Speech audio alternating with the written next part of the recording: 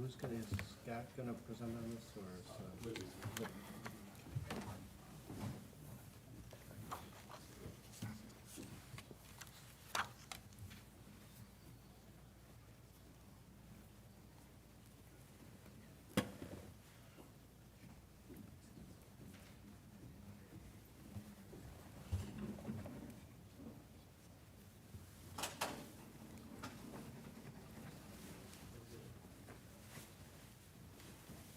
Do you need a moment, Libby? Are you okay?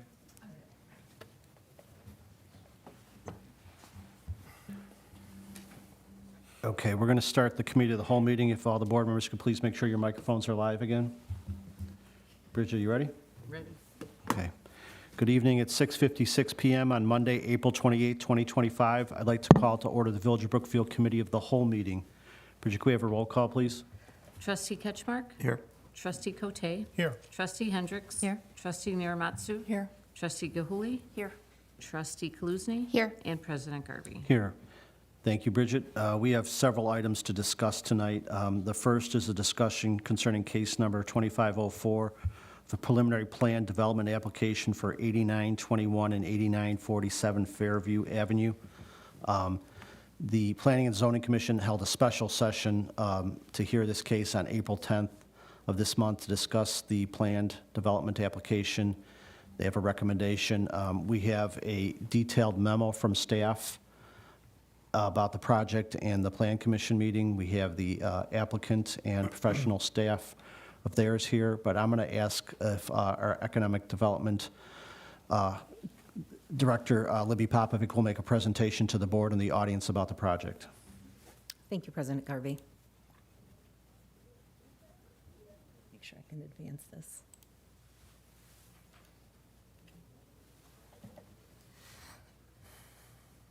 There we go. Thank you. So here you can see the street view of the proposed plan development, which the PZC heard on April 10th in a special session. So I'm going to summarize the plan development that was proposed and that was recommended. Here for the petitioner, we have the architect, Alex Cozioni, Martin McDonough from Conmara, and then also their attorney, Andrea Crowley, who can answer any specific questions on it. So the subject site with the background information, the applicant is Conmara Holdings LLC. The zoning for this particular site is SA4A, which is General Mix Station Area District. Location is 8921 Fairview, which is currently vacant, as well as 8947 Fairview, and that is the Brookfield Zoo Storage Building. The site is approximately 0.358 acres, approximately 15,608 square feet. The village board did discuss a TIF incentive on October 23rd of 2023 in the amount of $300,000 back then. And the PZC did hear the petitioner's application and recommended it with certain conditions, which we will review. The site plan, the proposed construction is a 4-story mixed-use building with 29 dwelling units, approximately 7,248 square feet of retail space on the first floor. 15 parking spaces are included. The petitioner is seeking departures from strict application of the zoning code for general use buildings within the station area district. And as I mentioned, the PZC did recommend approval unanimously with a 6-0 vote, with one absent on that day on April 10th. So I'd like to just kind of run through plan development. Section 62.822 has the criteria for the evaluation, and the procedure is established to encourage unique solutions for development proposals. It does encourage innovation that would be otherwise inhibited and cause undue hardship for the developers if certain standards weren't established and if conventional standards for developments were enforced. It does take into account parcels which present technical development problems, and as you know, it's a triangular site, it's very unique, so there's certain modifications that needed to be made. The process is intended to allow unified use and site development while also meeting the intent and purpose of the zoning ordinance. So the plan development process, for those that don't know, for the public as well, it's divided into two parts. One is the preliminary one, which is what we're here for, and the second is the final planned development. If approved, each of them are memorialized by village ordinance. So for the preliminary plan development process, that's to provide the village the scope and the design of the proposal, which is what we're here for. If approved, the developer's concept is considered what's called vested, and this allows the developer to move forward with final engineering and architectural plans without fear of being denied. And what it essentially means is the village needs enough information and data and material to make sure that this preliminary plan would work as it's being presented. The final preliminary plan development process is approved if there's substantial compliance with the preliminary approval.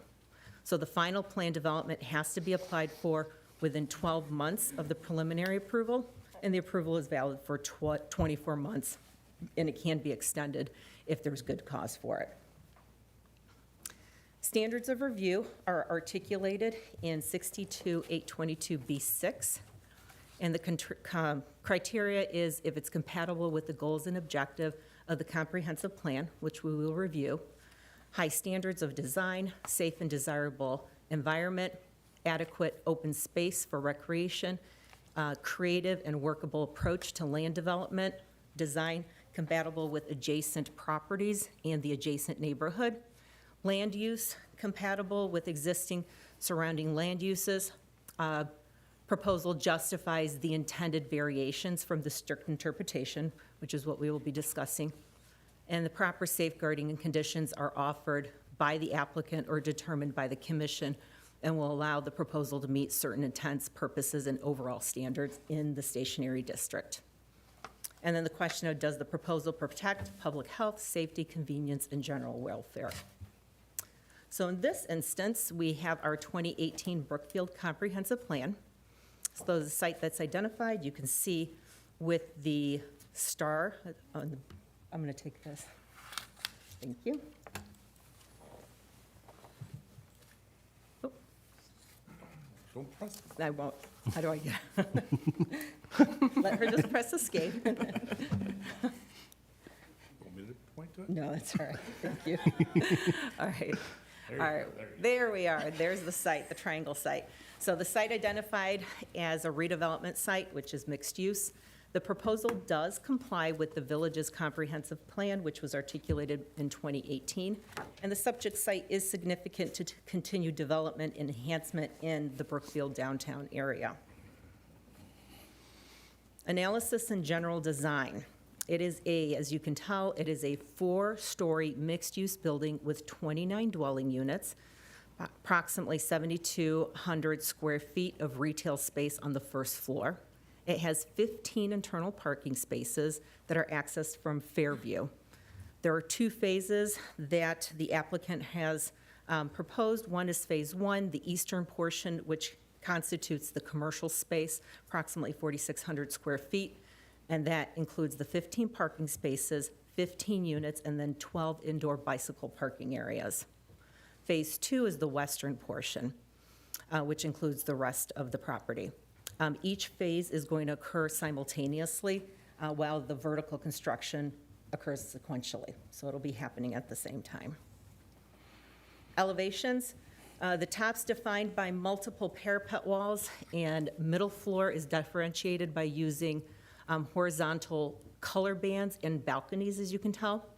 The first floor is commercial, and it's segmented into 3 distinct spaces of approximately 2,800 square feet in the center, 1,859 square feet at the east end, and 2,574 square feet on the west end, and that's in the Phase 2. And then we have 29 residential units, predominantly 2 bedrooms, 2 baths, so there's 22 units.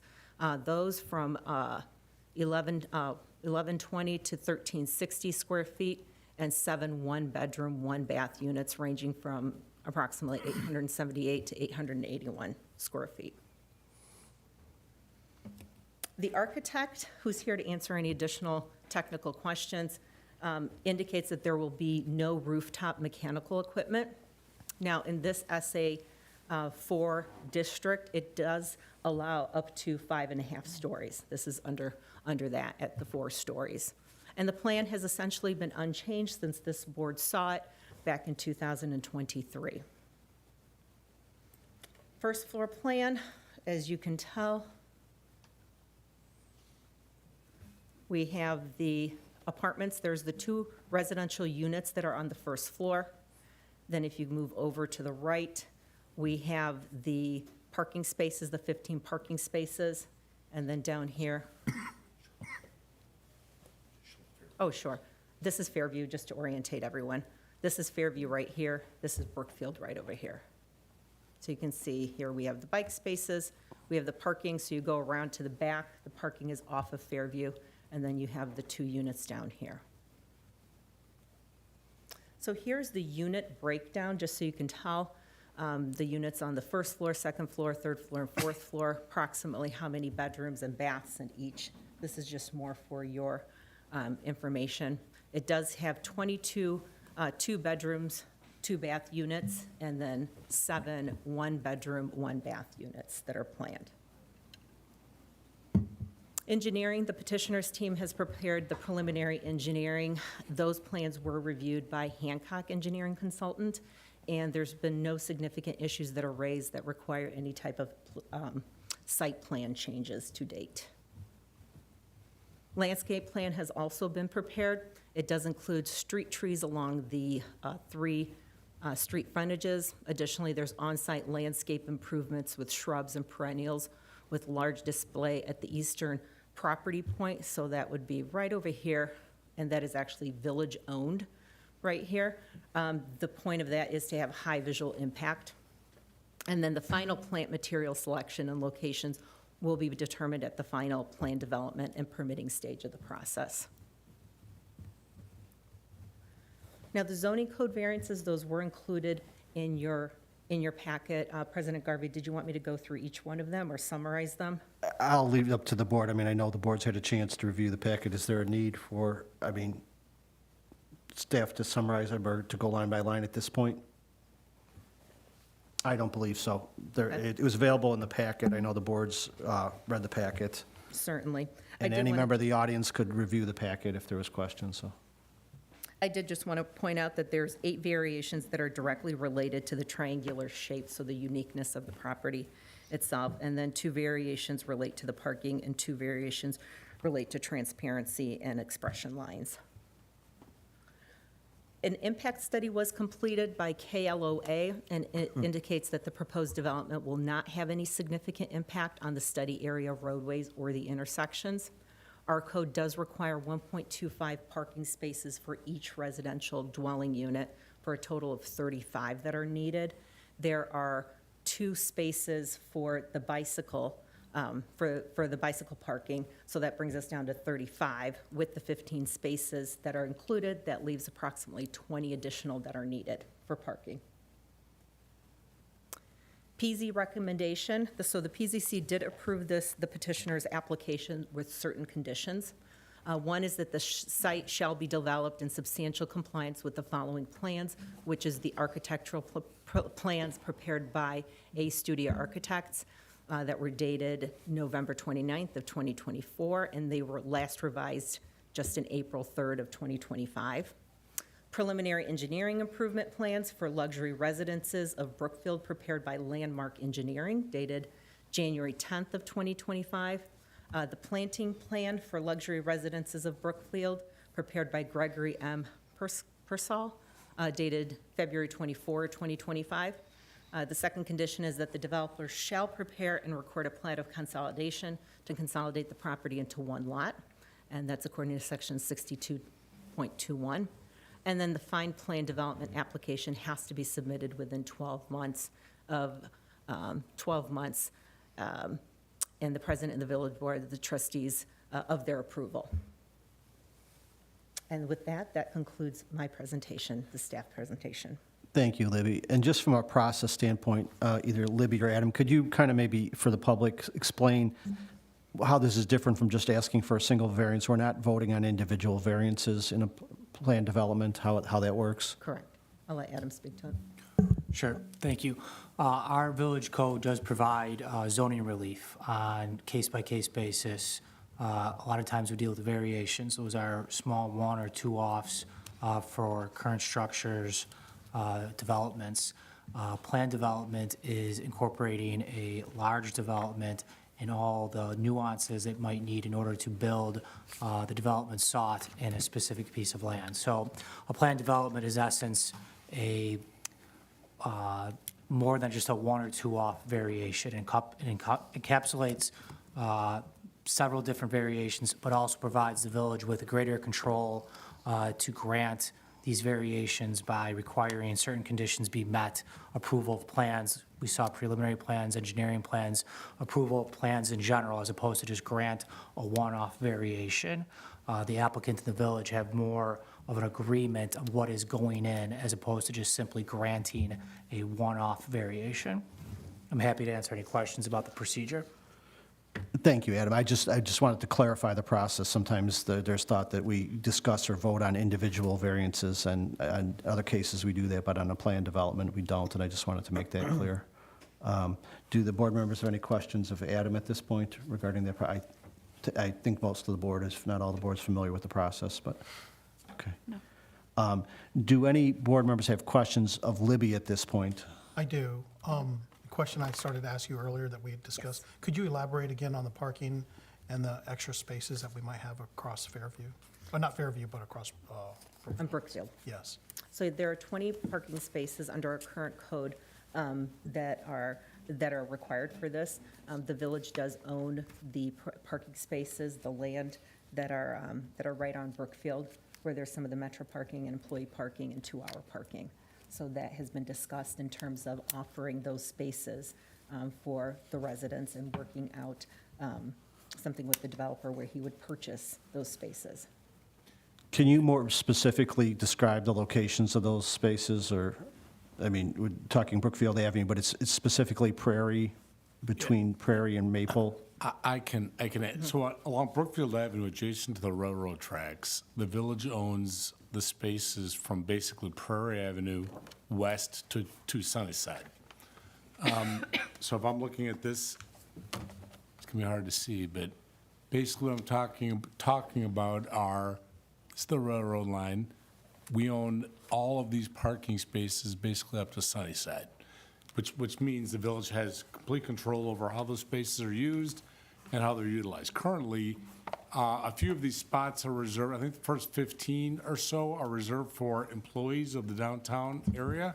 So the first 15 to the west of the intersection of Prairie and Brookfield Avenue, I can't get the mouse to work, but and also there are commuter spaces are allowed. So if somebody buys a commuter parking permit, a monthly pass, they can park along any of that stretch. We have been anticipating not only this development, but as the board is aware, we are working on a lot, and hopefully are on the cusp of several new developments downtown. And so we are, it's gonna sound a little bit strange, but we're hopeful to have a parking problem downtown, meaning we have so many uses, so many people wanting to come downtown, parking will become an issue. Right now, there is ample, I am very comfortable with the amount of parking that's available along that stretch of Brookfield Avenue. As we all know, COVID has had a big impact on the number of commuters. We are going to be careful not to, we hope that commuters, and commuter parking is coming back a little bit. It comes back, I think, a little bit more every month. But what we're seeing now is on a weekly, monthly basis, there are many, many parking spaces available all on Brookfield Avenue. And in fact, after 2 o'clock each day, that parking is free 2-hour parking. And the only time I've noticed that parking completely taken is during our concerts on Grand. And so, as I said at the Plan Commission meeting, I'm pretty comfortable that there is ample parking in and around the subject site.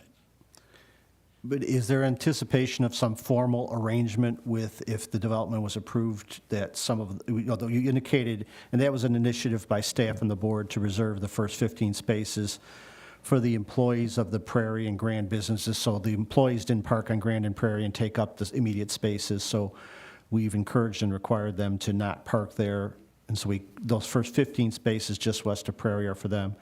Is the thought that there'd be some formal arrangement for spaces for this development for the remaining, or some of the remaining spots? That's really up to the village board. Okay. If you want to include that as, there will most likely, well, there will be some type of redevelopment agreement that's going to be.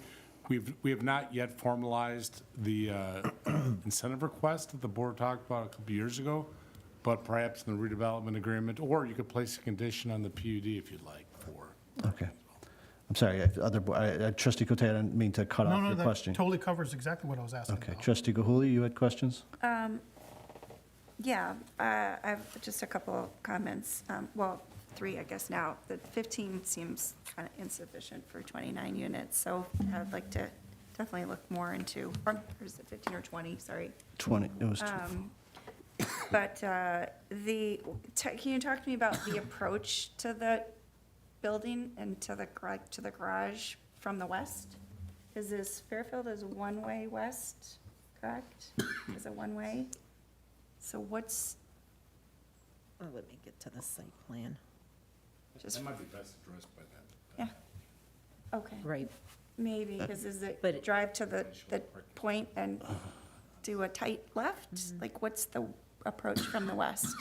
What's the plan there for accessing the garages from the west? You have to come up Maple or, No, it's too far. we'll try and get the You wanna s- proper drawing up, and then if, There, here you can see the parking. So I think if you're approaching from the west, driving up Brookfield, you would have to make that turn onto Fairfield, Fairview, make that- or Fairview. Trustee Yes, Gahuli started that. Fairview. and for the, maybe the police, is that a legal left there to do that around the Yeah, triangle? Yes, There's no- it's cumbersome, but what I would think that residents will do is, coming from the north, they'll come down Grand and take the right turn on Fairview and enter that way. Yep. That would be, I think that's what most people will do if they're coming from the If they're coming south, from the west going and the north on south. Prairie, they'll turn left onto Fairview. But right now, as you know, Fairview is one-way Yep. westbound. And so this is not illegal. If you're coming down Brookfield Avenue, you can't take a left there. Not the easiest movement, but nothing at that intersection is easy. It's all difficult. So my guess is most people will get accustomed to coming down, if they're coming from the north, come down Grand and go down I'm not Fairview. concerned about, I was just concerned about the west. How to go Anything from there. from the west. Yeah, there's no turning good restrictions way. there, but it is kind of cumbersome. And then my other question is about, there's something in here about the garbage, which would, I guess, generally be in the back. Would that be, maybe this is a question for the I think petitioner, would that that would be probably indoor be- in the garage, or would it be out on the street? That Like, is a would it good be question. right across from the neighbors? I don't know where that would be located. I think that would be a question for the petitioner. I don't know exactly. And I'm going to have the petitioner come forward, and maybe, I think they're kind of keeping track of some of these questions. I'll have them address some of that. And then I'm going to let people in the audience, if they're here for this specific project, instead of waiting till public comment at the end of the meeting, if there's anyone to comment. So do any other board members have questions that might be answered by staff or the applicant? We can maybe put them out there, and they'll have the applicant or their representatives come forward and try and address them. Trustee Kaluzny, I'll go this side and then that side, so. First, I just wanted to say I've been really excited about this project since 2023, so it's really exciting to see it come back. It looks really beautiful, and that spot really deserves something that looks like this, so very excited to see it. With the parking, I just wanted to second that I feel like Brookfield Avenue is a good solution to figure that out as a Metro commuter. I think there's plenty of parking, and there's parking on the Burlington as well that no one has ever parked in, as well as plenty behind Village Hall. So I think if it makes sense, that's kind of the farthest parking from the Metro stop and probably people's last choice anyways. Trustee Hendricks? Well, I'd like to share some of the comments from the Plan Commission meeting. We had several residents come forward who were neighbors, especially on Fairview and on Sunnyside. There was one neighbor immediately to the north who actually said he wasn't expecting this to be so beautiful, and he's 100% for it. So we don't hear that necessarily often when people are coming out to Plan Commission meetings. We like to hear that. But other residents had concerns about congestion and parking, particularly on Fairview and on Sunnyside, not necessarily because they're not coming down to Brookfield, but on Fairview and on Sunnyside, it is congested there. One of the residents had a thought, and that was that the most recent apartment complex or condo building built on Fairview has parking spaces in that complex that are rented out separately from the rental of the units. And what happens in those cases is people just don't pay for those spaces, and those spaces on their lot go empty because people know that they can take the spaces on the street. So that increases the congestion, and the space on the lot is empty. So those residents did express concern that they would like to see some parking tied to the rentals, and I believe the petitioner was amenable to that and completely for it. But the other plan commissioners expressed that they would like to see that happen as well.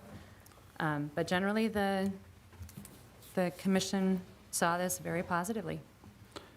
And Trustee Hendricks, as to that point on the parking, if I remember correctly, I was there for a good portion of the meeting. There was, I think, the Plan Commission, and it might have been the chairperson, had a kind of a specific recommendation that it not be up to the individual residents or rental units to buy the parking spaces, that the developer or property owner should be required to acquire permitted parking for a certain number of spaces and are required to give them to their units as part of the agreement, lease agreement or apartment agreement, as opposed to just to avoid the problem that if they have to pay additional for them or they have to go out and get them out on their own, they'll just take a parking space on their own.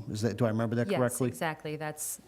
I think you probably put that better than I did. No, that's why I mentioned it to Tim earlier. I mean, that's something I want the board to consider, if there's going to be a specific condition, added, that. And I do think the developer was amenable to that, and we'll let them speak to that. But I think that was a good point brought up by the residents based on past experience, and that the board should consider that, so. Trustee Matsu? I just have a question about what is being contemplated for the retail spaces and how that might impact parking. And would it accommodate, if it's a restaurant, that might be a different problem than, a regular store. As far as the specific retail space, I don't have information on that, so that's a better question for the petitioner. And as for the commercial, there is no parking requirement in that zone for that. So the board may remember, several years ago, the board removed parking requirements in SA zones for all commercial uses. You left in, and there still are parking, the reason for the parking, the 20 space shortage is because the only place where we require parking now in the downtown area is for residential uses. Okay. I also have a question, this will be for you. That corner, there are no crosswalks, I think, right? So there's only a crosswalk from, At the point on the east side? there are none right from the tip, I guess, of the triangle property. So I'm just wondering how one might walk safely from Like Brookfield Sebastian's? Avenue and the Fairview, yeah. To the front of the To building? the front of the property.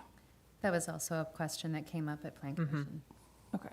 I think it's a good time to ask that question, considering all the construction going on at Grand, if it Right. would make sense perhaps to do a brick, because it's such a Street short one. space there, to do a brick Yeah. cross to make it very obvious. Yeah, I think it might be, it's already kind of, It's kind of I see awkward. people just doing all sorts of things right around there, so. we- Yeah, go ahead. Do we lose parking then? If we do a crosswalk at that point, cutting across to over by Sebastian's, does it take out? I don't think there's any parking allowed right that close to the tip of the triangle. Oh, and the other side of the On street? the Yeah, other side. right next to Sebastian's, maybe. Don't know if there's parking allowed there. Anybody? I'm just trying to get a perspective where that crossing would be in relation to Sebastian's or the alley. Is there a parking? Oh, yeah, there is.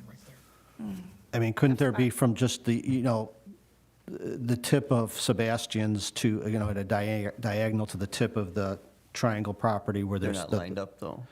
They're not lined up. The There's tip parking. of the triangle is much farther. No, but it could be some type of angular crosswalk. Yeah, as to the tip as opposed to coming into again, and that's something maybe the applicant can address in terms of concerns, but this is exactly why we're having these discussions. It's a good point, too.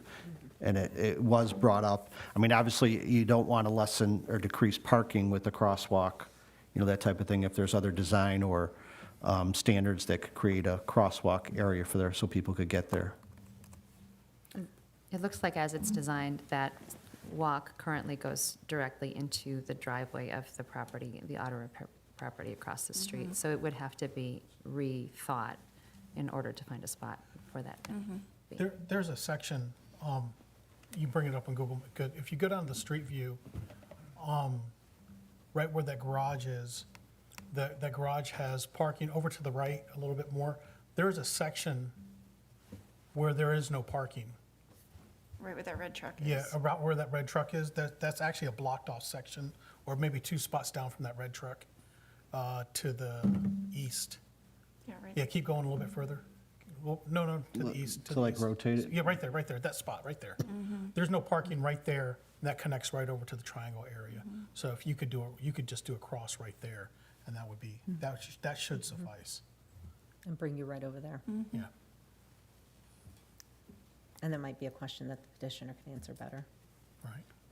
I think the key to the 20 spots is doing something along Brookfield Avenue in our Yeah. spots Yeah. there. Agreed. Absolutely.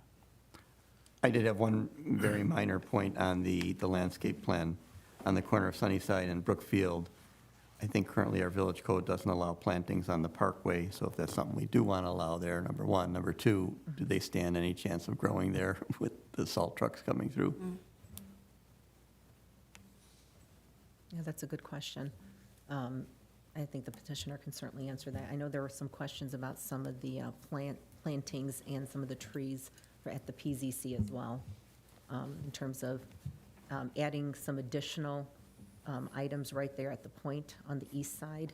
I think there's an existing tree that may be able to be, might be able to stay. And engineering did point out on the west side that the architectural rendering had too many trees. It might be too much for what might be able to be there with MWRD.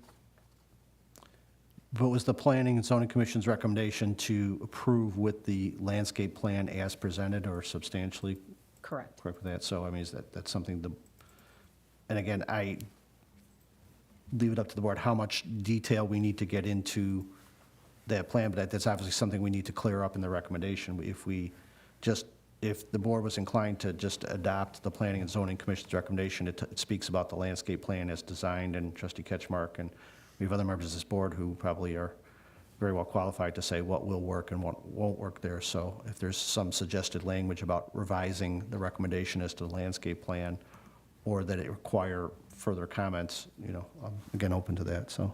There was a suggestion that was discussed from a couple of the commissioners about the point being, the point from the edge of the building to the point of the triangle being a public space, and including things like site amenities, benches on that point. People can sit and watch the train or whatever. That might be something that the board might want to consider, as having that available to public as a public amenity.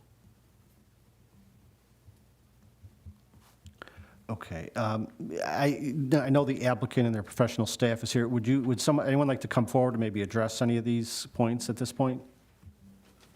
All or some, or or you lost the straw poll? If you could, welcome. Thank you for being here tonight. I think you just got back from a trip. If you could identify yourself for the record, please. My name is Andrea Crowley. Is it on? It's okay if it's not, if you could hear me. Maybe it would just be helpful if the audience could also hear if the recording could. Okay. My name is Andrea Crowley. I'm an attorney at the law firm of Griffin & Gallagher. I will address some questions. I don't think there's a need for me to Libby's done a great job. She did a great job at, at the Planning Commission and all along. Your staff is fantastic, actually. In terms of the parking, I think, which seems to have gotten the most discussion here tonight, we would actually prefer if we assign spaces, so we're certainly willing and able to negotiate whatever we can with the village. It's beneficial to us whether we ultimately rent them or sell them if we can assign spaces, and typically, in my experience, I do it anyway. I don't like to do separate rental, I don't like to do separate, even pins on condos, I typically make them LCEs, I don't, it's not something we were ever anticipating, so that's not a condition that we have any objection to, we're certainly in favor of it. And we do still have some work to do. I mean, there's still preliminary, this is where preliminary engineering, we still have final engineering and final landscape. So all of this is subject to what these final things come out when we final engineer it and when MWRD steps in and gives their final say. So I think that, I just want to give that caveat that we can talk about trees and we can talk about landscaping and we can talk about the access way or the crosswalk, which actually is beneficial to us. So we're perfectly happy to have a crosswalk there. And wherever it needs to go is probably out of our purview. We're going to be told by some engineer or some village planner where it needs to go, and I think that that's fine. We're perfectly happy to put it where, to have it where it needs to go. The other thing I think I wanted to address, there was a question about the garbage. Yes, Trustee Yeah, Gurley. okay. That is outside for lots of reasons, but we will put screening there. I mean, we certainly don't want to see it either. So there will be some sort of screening. It may be landscape if we can make that work when we sort of do final engineering. Otherwise, there'll be some sort of fencing or something to block it. It's nothing that we want to. Yeah, if you go to the first floor layout, it's on there. It's a cut-in. It's a cut-in on the building. Did this come up? I thought it came up at the Planning and Zoning Commission, yeah. If you go to the first floor, like. Floor plan? Yeah, the floor plan. The one that had the footprint. parking spaces, I think. Yeah, if you can kind of see where the garage is, do you want to talk about it, Alex? But I don't know if there's much to talk about. No, that's If you fine. look right sort of between the two phases there, Yeah, I see it. you see it? Mm-hmm. It's, Right here. yeah, it's in there. Okay. Yeah. It is open to the street. It's preferable to be that way generally, but we will screen But it. it's It's not great. something That's that great. we That's all I want to needed look to at. know. Obviously, we don't want it to look bad either. So that is something that I think we're fine with.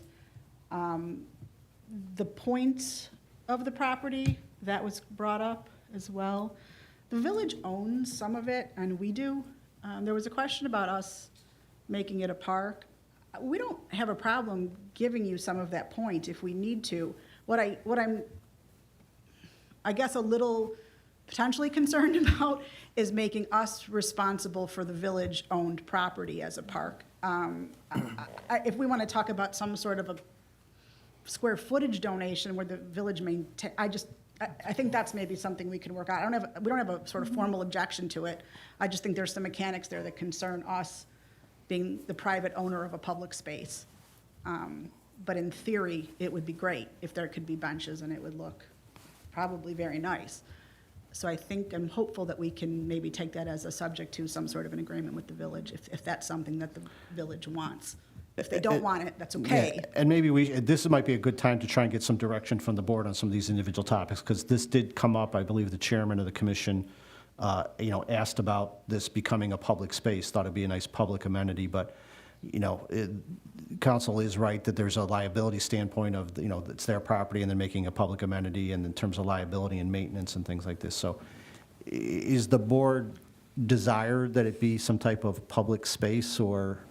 What area are we talking about? Is there anything the village owns within the sidewalked area? Or are we talking just the point? Yes, There's so that. the that's village village owns property. that, but what about within that? That's privately owned. Okay. So It doesn't make there's sense very for little me room there. to own it. It doesn't make sense for us to own that, in my opinion. It's No. difficult to maintain for a small piece, but if you're going to do it, that's fine, or we can come to an agreement. I just don't want, I think just the I don't want us to be the owner of a public space. It also feels like if it ended up being a restaurant space in the retail, like that could be outdoor seating or something related to that retail that's adjacent. Yeah, I mean, we don't own, what we don't own, obviously, we won't be, I think it's sort of the same argument. You don't want us on your property, especially if it's restaurant and bar people. I mean, I'm sure you would all love to get some dram shop things, but it's, I don't think we're far apart in terms of, we're not against any of it, but I just think there's some mechanics there that need to be addressed for. I think it was a valid attempt or recommendation by the Planning and Zoning Commission, but, looking at it in the space, if the village just truly owns the tip of that, I mean, how big of an area, I mean, what's this, I mean, that's not much, and It's very small. I mean, with all due respect, I don't know how many people would necessarily want to be sitting on a bench in that area with all the traffic going, it's not the No, most. you're right next to all the parked cars, you're next to a garage, and I just, it doesn't seem like a place to hang out. I mean, we Oh, yeah, definitely this is- want it to be some type of green space or area, but I don't know that we should, and without then, acquiring this area within the sidewalk from the developer and taking control of that, I mean, I think, I think it's more beneficial for the residents to, or the, whatever the retail place becomes, to be able to use that space. I don't think the village, I don't think that we need that green space. I'd like us to maintain the little tip right there, because I think there's some good potential, there's some cool signage or, public art eventually, but other than that, I'd stay away from it. again, I think it was, I respect the Plan Commission for the recommendation, but seeing it and knowing the ownership of the various properties and the legal issues, it could be more, so, on that topic, is there a consensus on the board, just, we own the tip, we can do whatever we want with that, but we're not going to place any other restrictions that the petitioner's own property be available for public use? Correct. So they will maintain control, maintenance, and liability over that then? So I just want to clarify, again, we're talking about this little corner right here, and that's probably publicly owned. There's nothing we can do with that property. Right. And Andrea, I don't think we've really talked about this. I mean, would you and your client be amenable if we donated that back to you? You're going to be maintaining all of this anyways, so. Unloaded on me. And then, Yeah, I mean, with some restrictions as to what you can do with No, it, but. and I think that, I didn't come here to acquire property, but Welcome to the village of Brookfield. This is what we do. we were already getting a triangle piece out of you guys. We don't need any more of them. I think that if you wanted to do that and then put the onus on us to landscape it and maintain it, I think we're doing it anyway. Yes, that's right. Obviously, we'll have landscape crews out there cutting grass, plantings, cleaning up, whatever types of things, depending on the season. Sure, cut your grass. Because honestly, there's nothing No, we I can mean, do with it. And it would be like, we'd be falling over your guys and vice versa. But Just other than, I mean, the parkways are there, I would imagine your landscaper would be taking care of the parkways, but the village still owns the parkways on each side. Yes. If the village keeps the tip of the triangle there, maybe there's a way to tie that into the streetscaping that we're doing now, including what's over by, Brookfield Breakfast or that. I mean, it's not a big area either way, but. I would say this, we could live with either one. It's such a small piece with really very little on it, so we're talking about nothing to us in terms of maintenance, because we're gonna have crews out there anyway.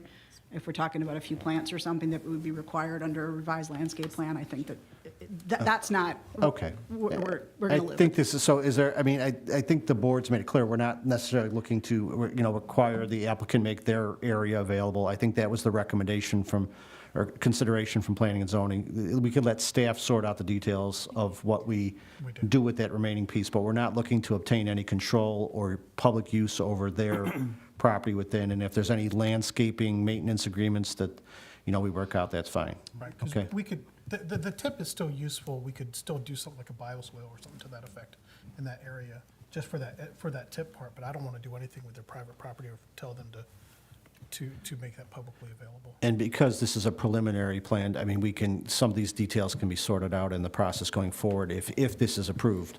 And, to the crosswalk issue, I think it's similar. I mean, the applicant has indicated that crosswalk would be beneficial. I mean, I don't know that the board needs to pinpoint the spot of where the crosswalk is, but clearly it would be beneficial for the applicant and the village to have a crosswalk at some point.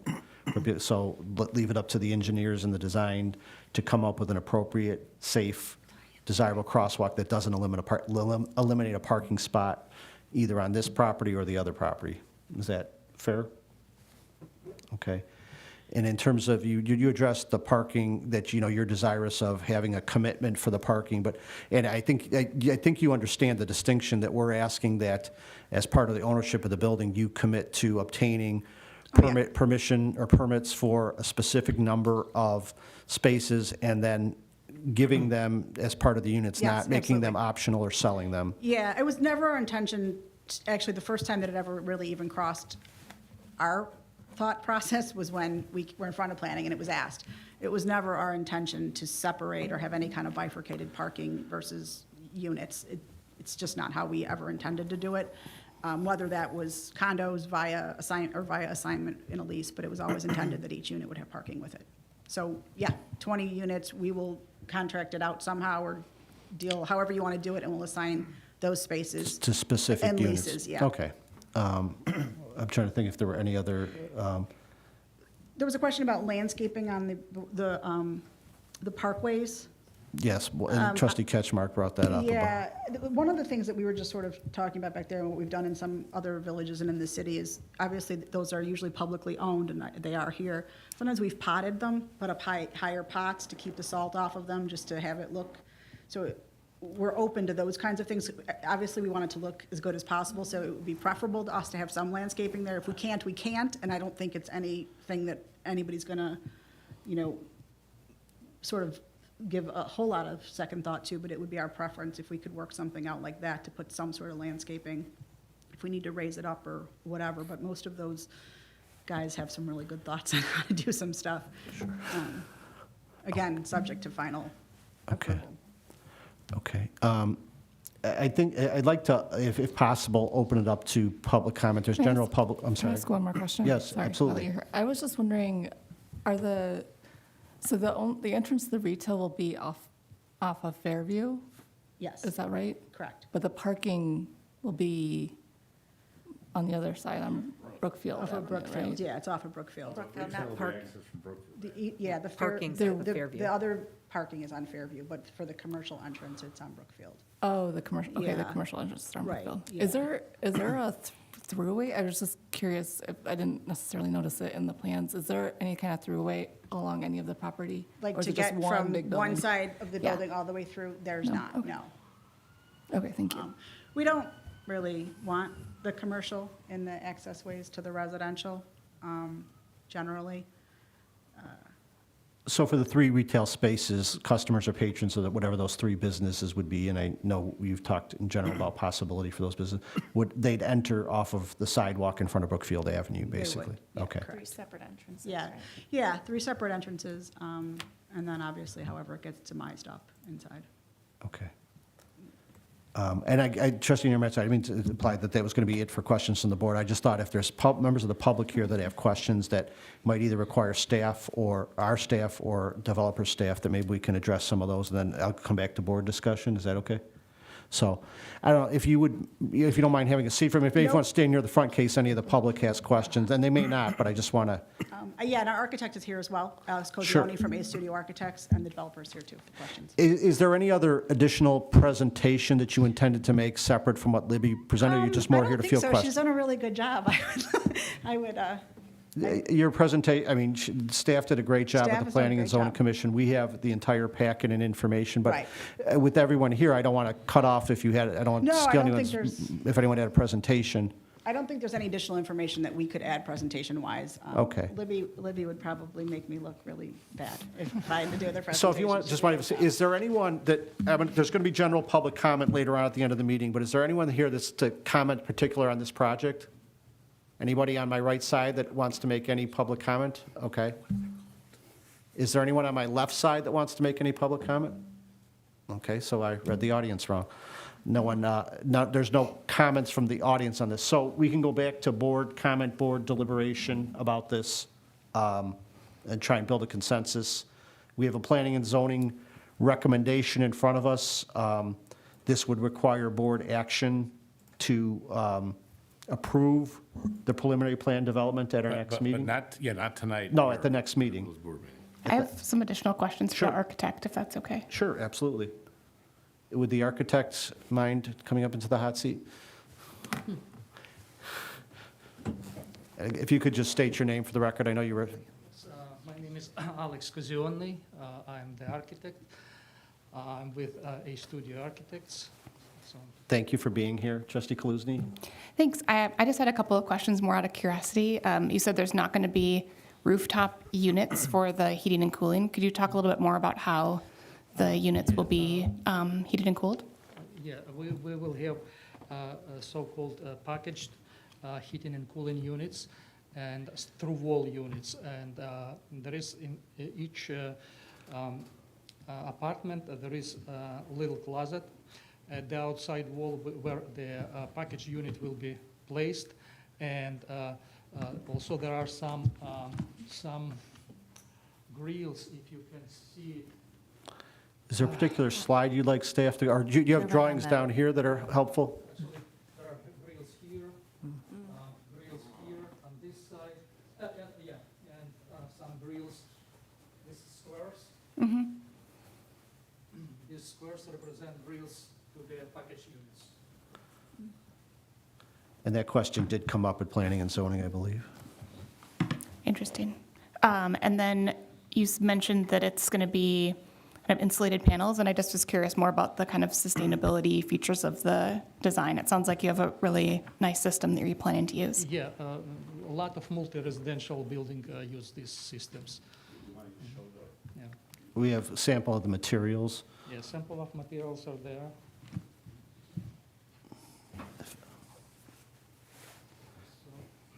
I saw you had props, so I wanted to ask about them. Okay, it's fiber cement panels manufactured by Nichiha company. It's a Japanese company, but their manufacturer located in the United States. And it's just very high quality fiber cement boards. They are approximately 1'6" tall and 6 feet wide and 10 feet wide. Nice lines. So, and they do just, the boards resemble some wood, and other boards resemble some metal panels. And then I just wanted to share an idea that you can consider. The Conservation Commission is thinking about some future composting projects in the village. And so if you're thinking about the lands or like the waste area and possibly having compost available to your residents, to just think about where that additional space might be in that area. Okay, well. When you're planning out space, if there's a spot for that where residents could compost as well as throw away garbage, just throwing it out there while you're in the planning stage. No, not really.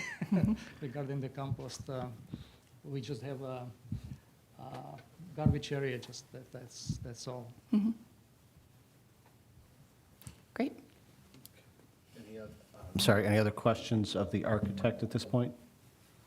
Okay, thank you. I know if you'll remain, just in case I would still want the board to, comment or deliberate, or, do the board have any other questions at this point? Any other discussion? I mean, we're not making a decision tonight. We're going to, as we always do, give everyone a couple of weeks to look at this, to take review the packet again, take public input, and then I'd ask for a vote on this at the May 12th meeting, so. I'll just say I'm really happy with it. I love the design, and I want to thank the Planning and Zoning Commission. I know this was a big project, and a lot of consideration went into looking at this, as well as, of course, so much of the design. So I think it's pretty impressive, and would fill a space that has been empty for a while and needs some life. So it's great. Okay. All right. Thank you for Thank being, you. so we'll vote on this at the May 12th board meeting. It'll be on the agenda for the May 12th board meeting.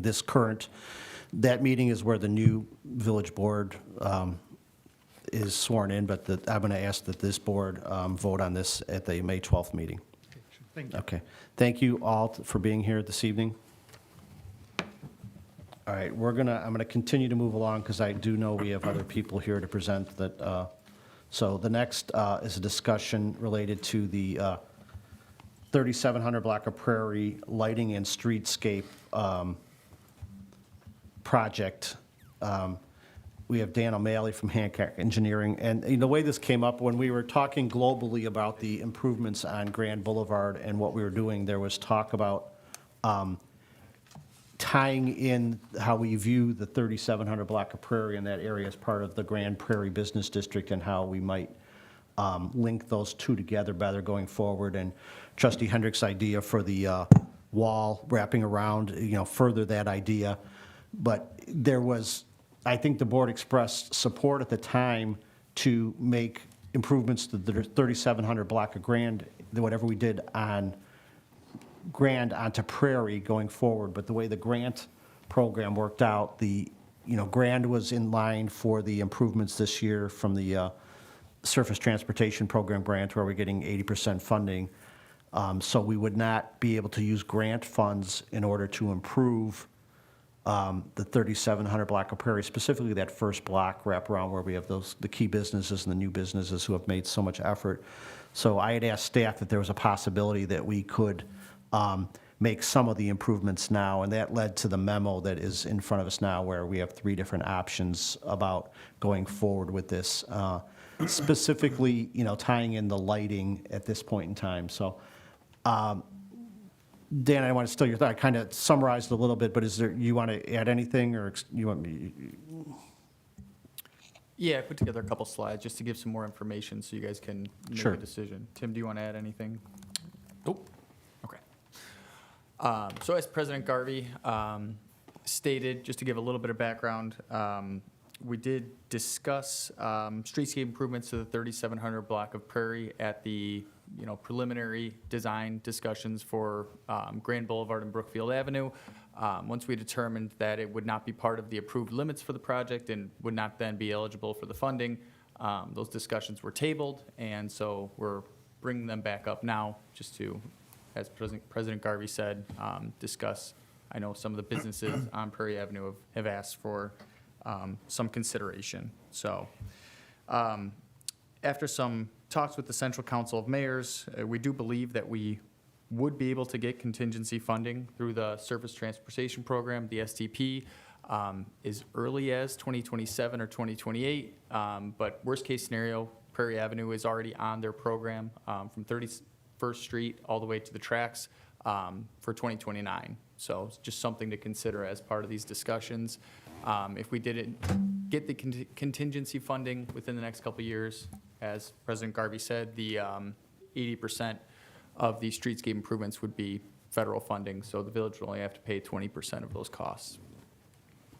So the proposed limits that we are looking at right now are the main business portion of the 3700 block of Prairie. On the west side, that would be continuing our improvements from the Brookfield breakfast area, and that would go to Fill My Jar on the south portion of the alley. And on the east side, it would go from Brookfield Avenue up to the end of the north end of the post office. So that area that you see shaded in gray with the red lights, that would be the proposed location for the new lighting. The total cost, the kind of biggest option, if we were to extend the streetscape that we're doing on the 3700 block of Grand Boulevard, would be approximately $500,000 for those project limits that I just showed. That would include the same scope, new lights and conduit, tree grades, trees, the structural soil, new sidewalk with brick pavers. That would kind of be the most robust option. So we've got 3 options to look at. The first would be to wait until contingency funding is available and pursue the improvements when we have the 80% funding. That would involve probably waiting until 2027 or 2028, like I mentioned. The benefit would be that the village would only pay approximately $100,000 if that $500,000 estimate is correct, which, like I said, we think it's a little bit conservative, but generally what we'd be looking at.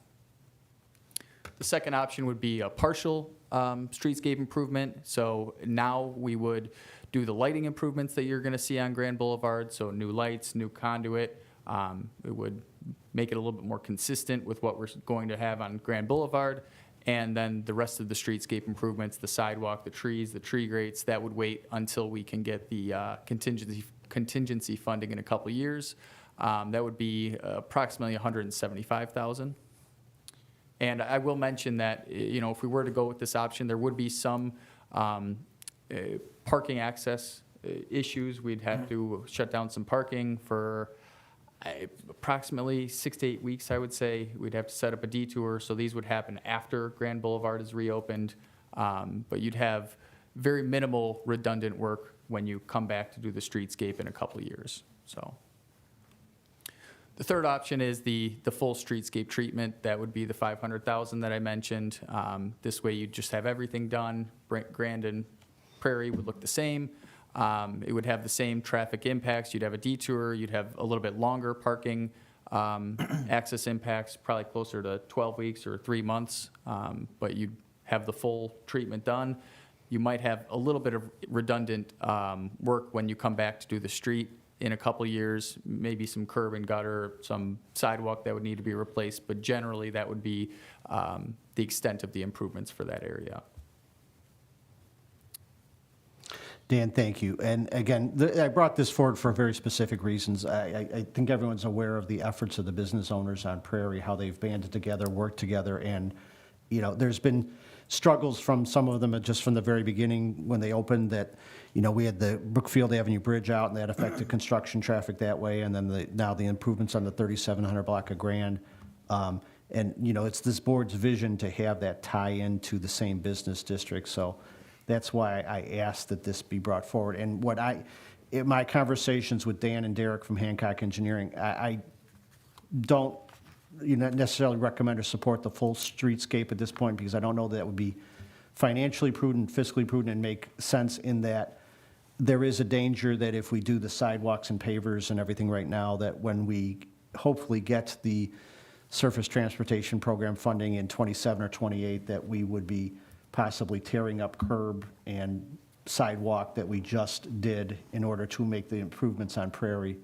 But that's why I'm, asking kind of support for the option of doing the street lights, uniform street lights and lighting and conduit and things to kind of tie it in, wrap the business around the corner. We know the 3700 block of Grand is thriving, and with the wall design wrapping it around, that we can bring more people and more businesses to that, pedestrians and traffic to that area. So I'll open it up to board's discussion.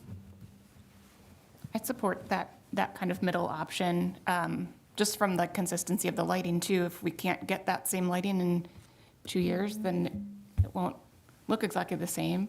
And I know that there's some thoughts about having some of the, that each light pole will have some different features around being able to have lighting at the holidays and things like that. So making sure that's consistent into the other district, if that's an opportunity, and we have the money for it, Doug, then sounds great. What was option one? I think that was the free option. You don't want to have contact lights. We'd still be using fax machines and. There have been savings on our engineers' estimates versus bids coming in, and we have saved money on those, but I am confident that Doug could find the money for this, going forward. Well, just on the items tonight, I think we saved about $35,000, correct?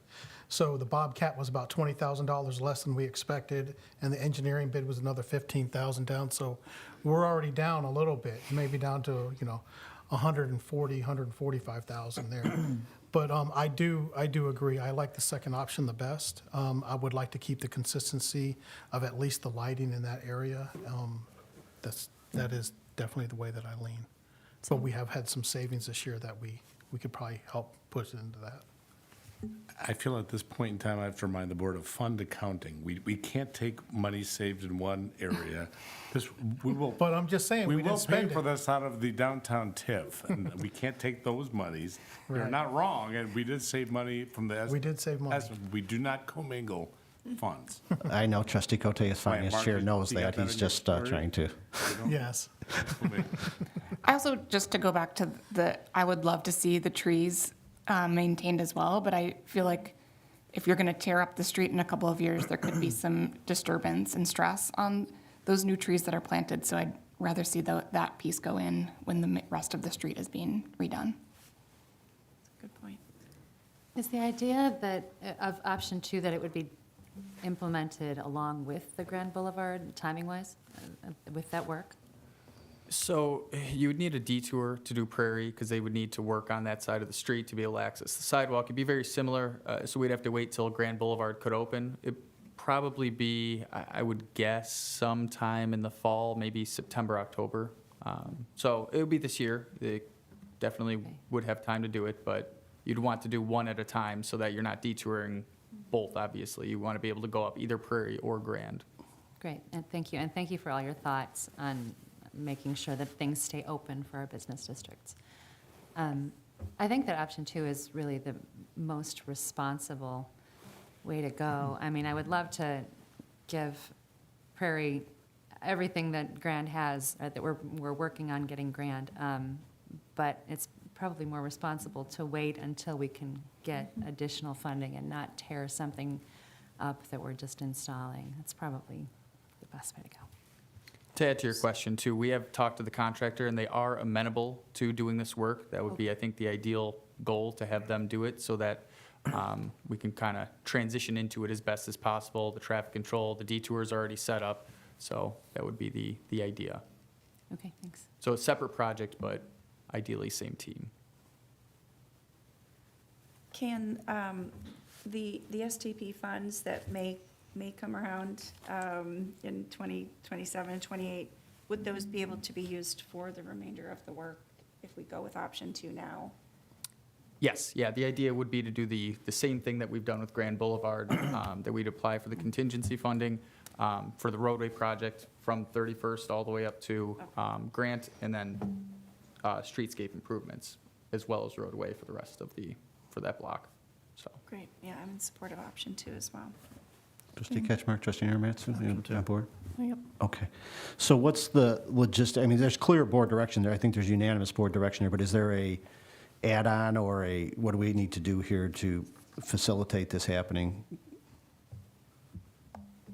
Tim or Adam, is there something we need to I do? think we'll have to do a change order and put that on the next agenda if you're ready, and we'll have a change order in the next Okay. agenda. Okay. All right, thank you, staff. Thank you for all the work, Dan, and for bringing this forward. I appreciate it. Okay, the next item is discussion of a property improvement grant request for 9509 Ogden Avenue. We have Deanne here this evening. Again, very detailed memo, but Dan, you want to fill us in on 9509 and the recommendation from the Economic Development Commission?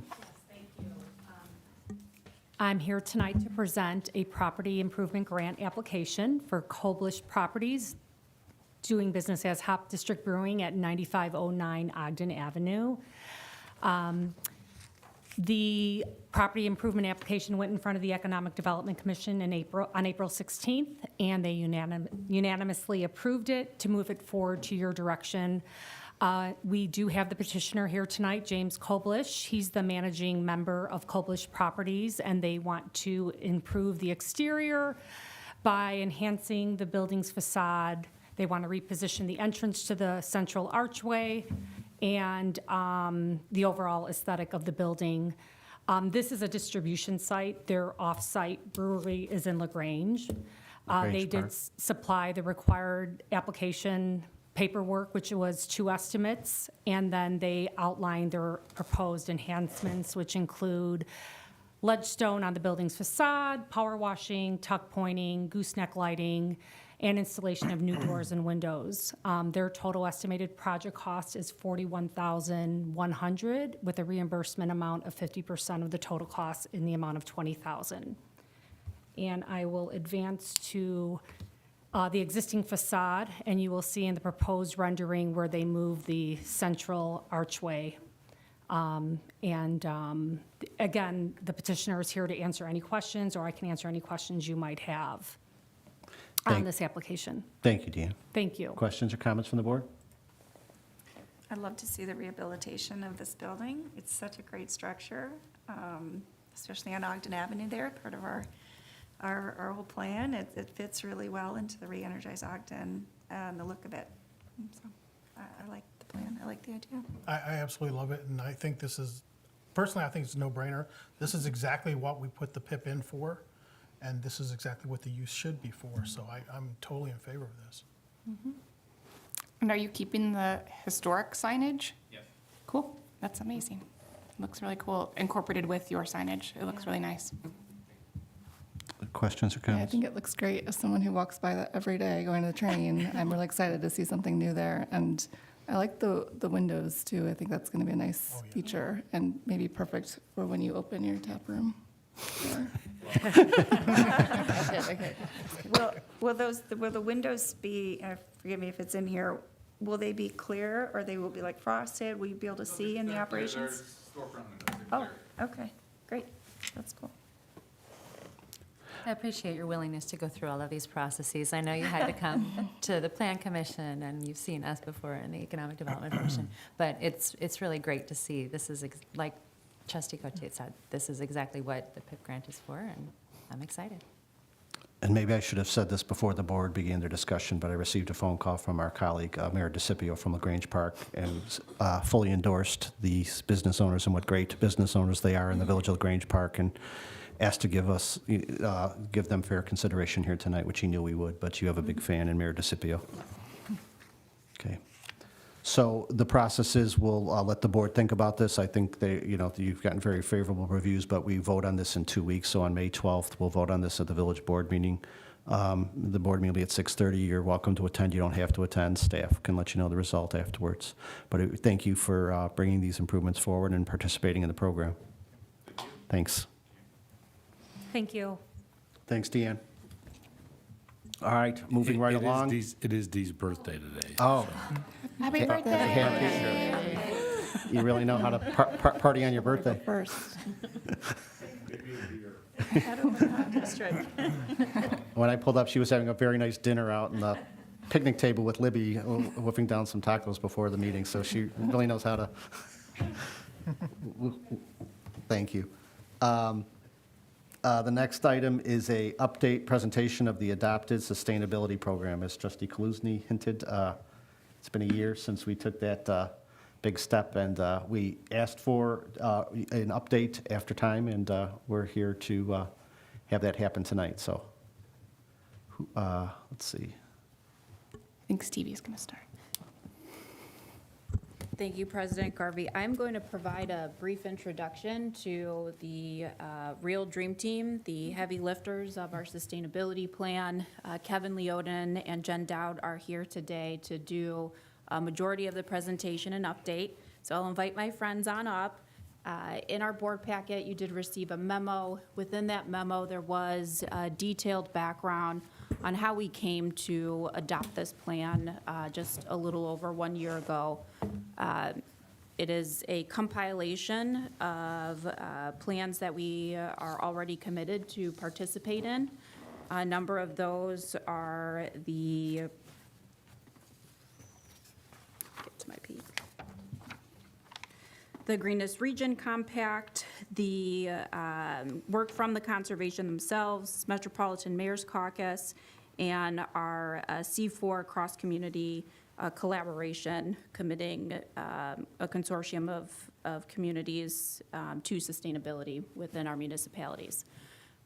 We again adopted this plan just over a year ago. Within that plan, we did commit to providing the board and community an annual update on status, work accomplishments, and ongoing initiatives, and where we're at with those initiatives for objectives that are multi-year or year-over-year accomplishments.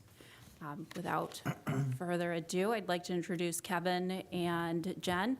They're going to walk us through a multitude of accomplishments, not only by the commission themselves, volunteers to the commission, and other ad hoc groups that they work with, but some accomplishments that were provided by village departments as well, to include finance, police, public works, community development, and administration.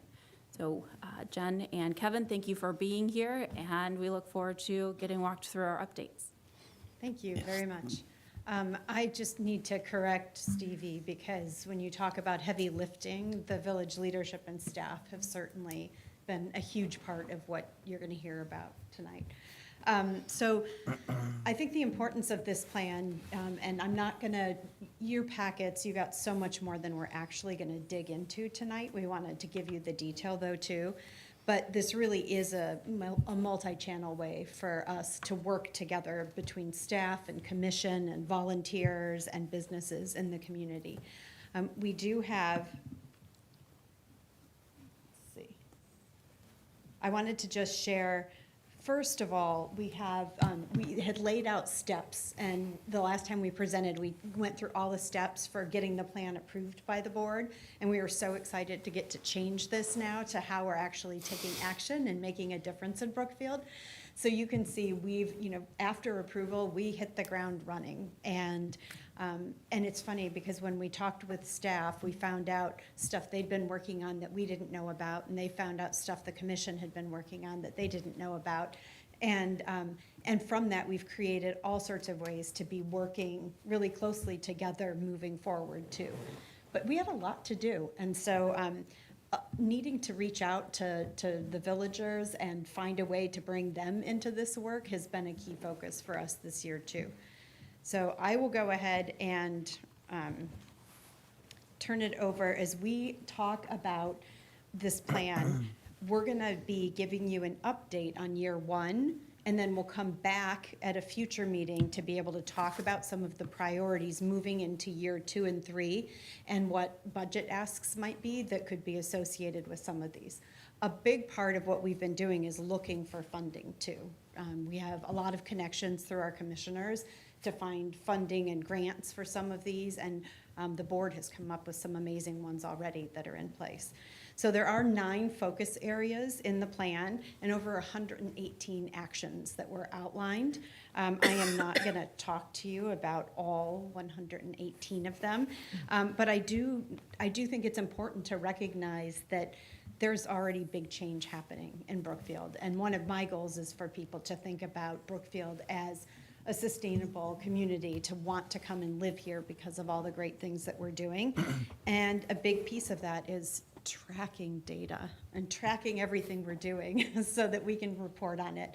And you've got the 2 people on the commission, along with Katie, our village trustee, who fully appreciate tracking things and being able to show what we're doing.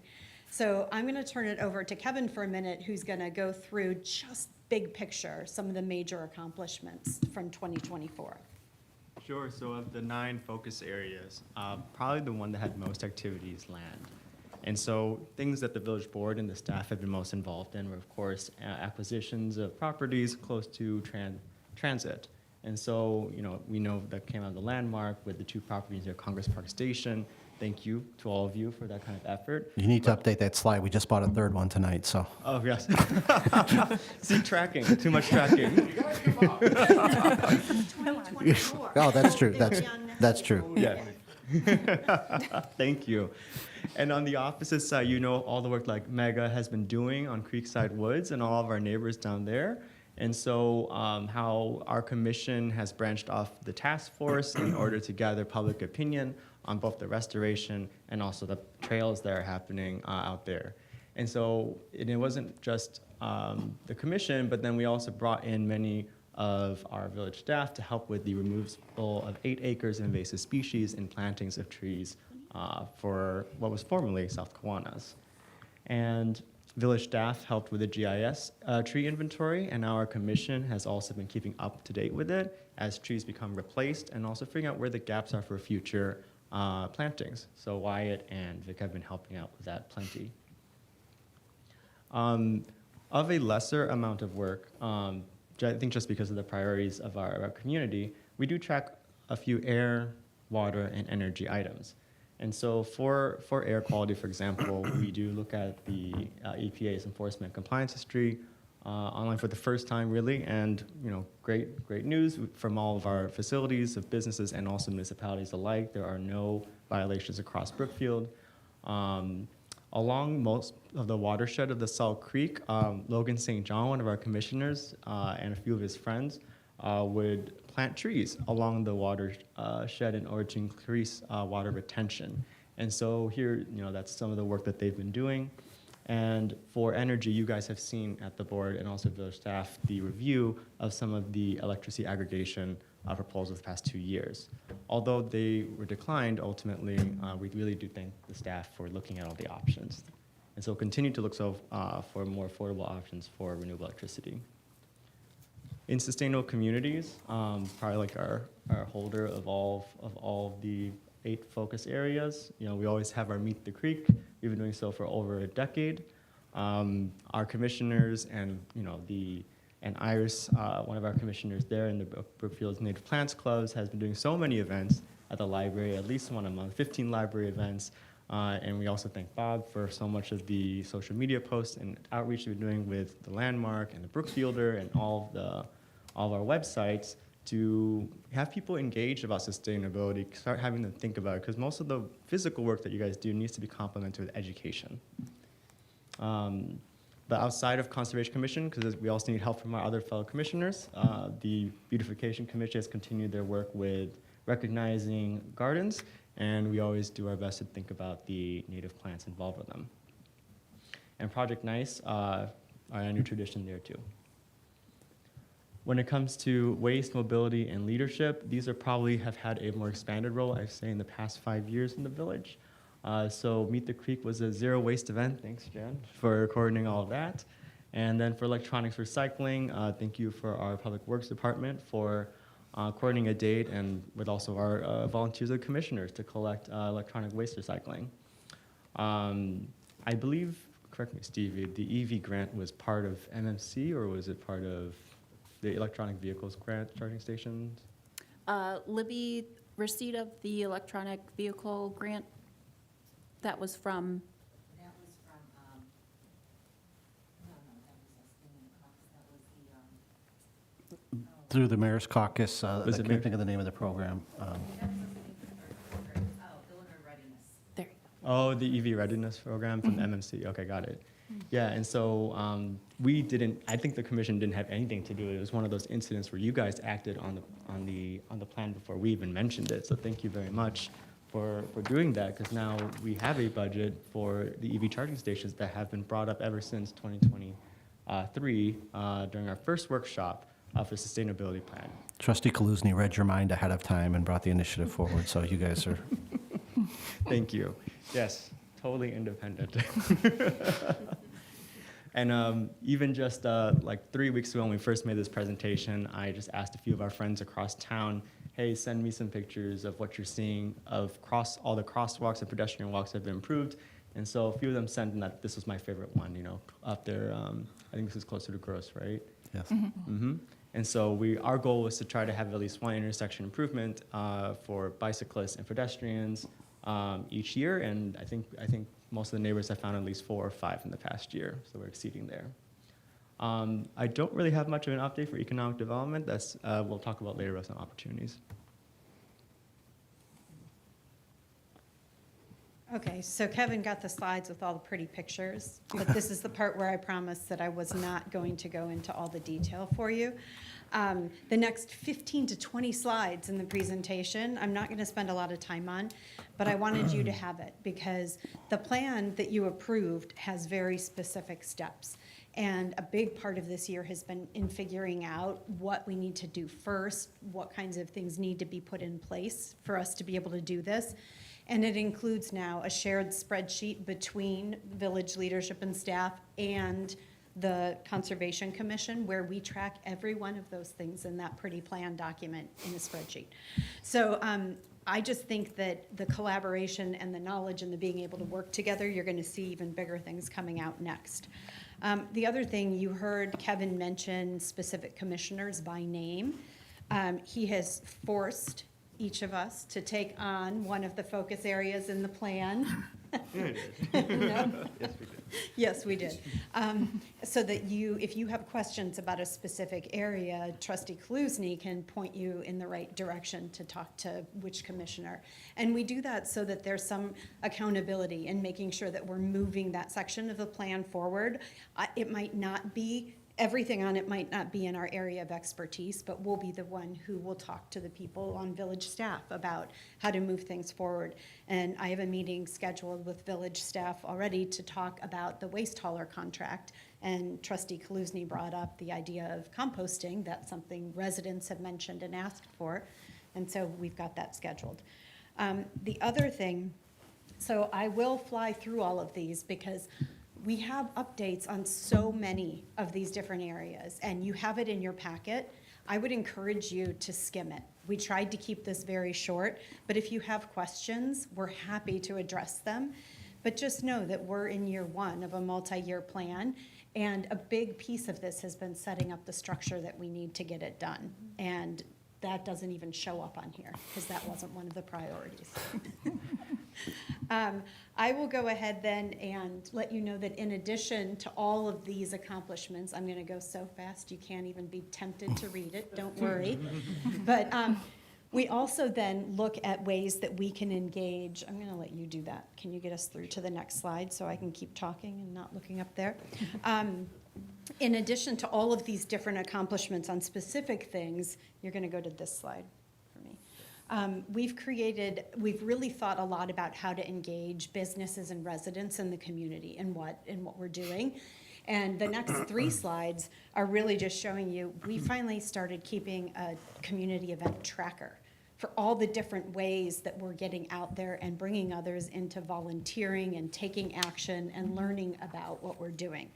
So I think that's really critical because the plan that we have here is the backbone, but the reality is for us to be a sustainable community, we need to have our businesses and our residents engaged and willing to take advantage of what we're putting in place here. And so this is one piece of it.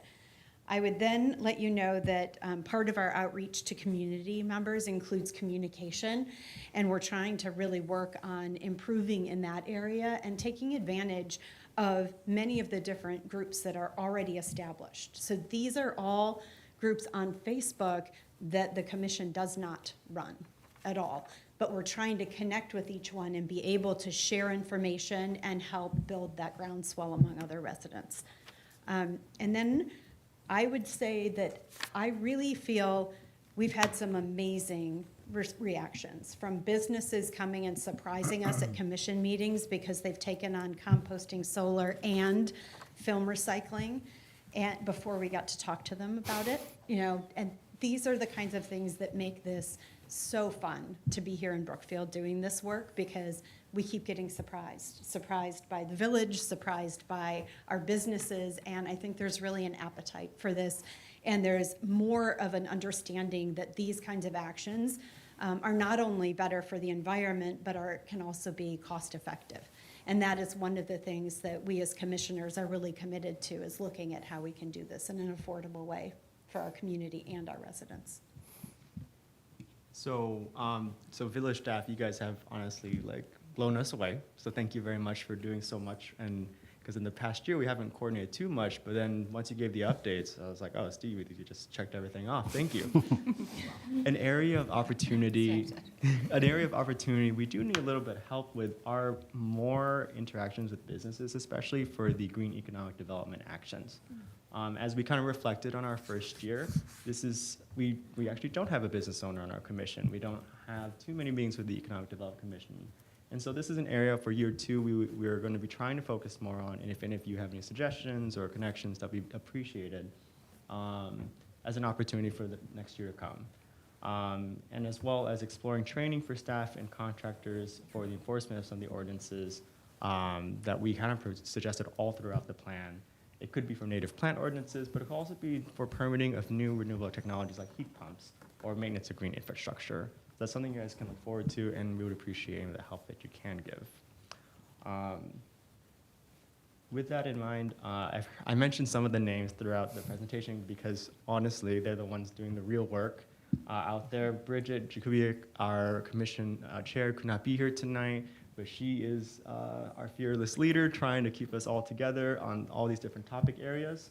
And so when you do get to see them around, do thank them, because me and Jen put a presentation together. That's because we call them constantly, trying to help them best we can and getting the updates from them. with that in mind, I know you had a chance to look at the presentation. Were there any individual actions or focus areas you had questions on updates?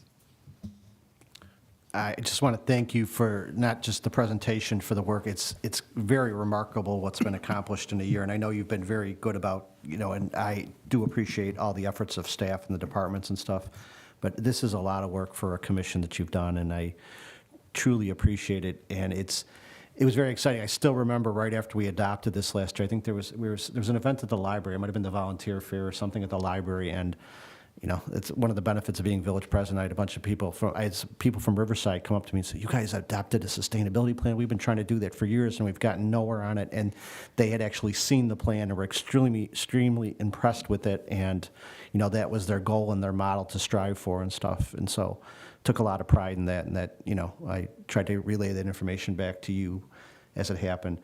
I appreciate you talking about the opportunities going forward, and I saw, as you talked about, maybe with connections with the business owners, I saw Trustee Gahuli frantically taking notes about that as her liaison to the chamber, and, maybe staff can arrange maybe a presentation at some point to the Economic Development Commission on a day where there's, time available to make, some connections and ties there, because, when we pass this board is very clear that we don't want to just adopt plans and put them on the shelf. That's why we asked you to come back for a year, and we want the plans to grow.